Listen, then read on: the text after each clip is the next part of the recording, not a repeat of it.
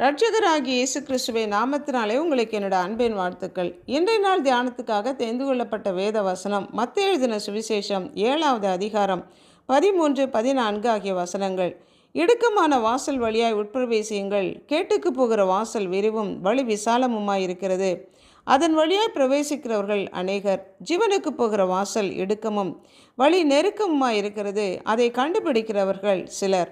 இங்கு 2 விதமான வாசல் வழிகளை குறித்து சொல்லப்பட்டிருக்கிறது. ஒன்று இடுக்கமான வாசல், அதோடைய வழி நெருக்கம், அதை கண்டுபிடிக்கிறவர்கள் சிலர், அதோடைய டெஸ்டினேஷன் ஜீவன், நித்திய ஜீவன். இன்னொரு வாசல், அது விரிவான வாசல், விசாலமான வழி, அதன் வழியாக பிரவேசிக்கிறவர்கள் அநேகர், அதனுடைய டெஸ்டினேஷன் அழிவு, கேடு. இந்த வசனத்தின் ஆரம்பத்தில் இடுக்கமான வாசல் வழியாய் உட்பிரவேசிங்கள் என்று நமக்கு ஆலோசனையாக சொல்லப்பட்டிருக்கிறது. நானே வழியும் சத்தியமும் ஜீவனுமாய் இருக்கிறேன். நானே வாசல். ஒருவன் என் வழியாய் உட்பிரவேசித்தால் அவன் ஜீவனை கண்டடைவான், உள்ளும் புறம்பும் சென்று மேய்ச்சலை கண்டடைவான் என்று ஆண்டவர் சொன்னார். நானே ஆடுகளுக்கு வாசல் என்று மெய்யாகவே மெய்யாக உங்களுக்கு சொல்லுகிறேன் என்று ஆண்டவராக இயேசு கிறிஸ்து சொன்னார். இந்த இடுக்கமான வாசல், நெருக்கமான வழி, இதன் வழியாக வேறு எந்த பயணப் பொருட்களும், அதாவது பாவம், சுயநலம், தற்பெருமை, பிற வழிபாடுகள் உள்ளவர்கள் இதில் செல்ல முடியாது.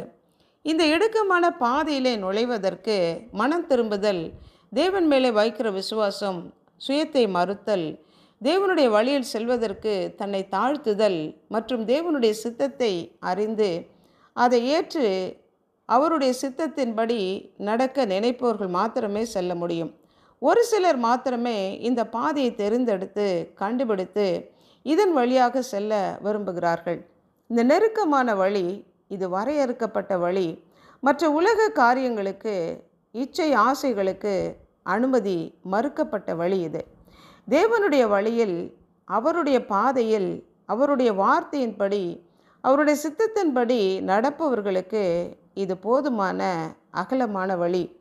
அனுமதி மறுக்கப்பட்டவர்களுக்கு இது கடினமான நெருக்கமான வழி. கேடு, அழிவு, நரகத்துக்கு போகிற வாசல் விசாலமான வாசலாக, விரிவான வழியாக அது இருக்கிறது. ஆனால் அதை தெரிந்து கொள்ளுகிறவர்கள் அநேகர். ஆனால் ஜீவனுக்கு போகிற வாசல், அது இடுக்கமான வாசல், நெருக்கமான வழி, அதன் வழியாக உட்பிரவேசிக்கிறவர்கள் வெகு சிலர். ஆனால் அதன் வழியாகத்தான் நாம் செல்ல அழைக்கப்பட்டிருக்கிறோம். ஆண்டவராக இயேசு கிறிஸ்துவின் வாசல், அவரே வழி.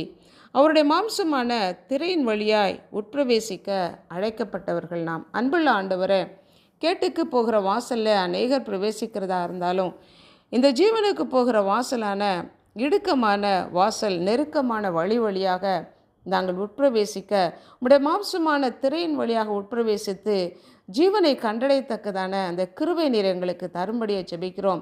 எங்களுக்காக ஜீவனை கொடுத்து எங்களை மீட்டு கொண்ட தேவன், உம்முடைய கரங்களுக்குள்ளாக எங்களை அர்ப்பணித்து ஜெபிக்கிறோம். நீரே எங்களுக்கு வாசலாக, வழியாக, எங்களுக்கு ஜீவனாக, எங்களுக்கு அடைக்கலமாக, கேடகமாக, எங்களுக்கு பக்க பலமாக, துணையாக, பரலோகத்தில் எங்களை கொண்டு போய் சேர்க்கிற தேவனாக, எங்களை வழிநடத்துகிறவராக இருக்கிறீர். உம்முடைய கரங்களுக்குள்ளாக எங்களை அர்ப்பணித்து ஜெபிக்கிறோம்.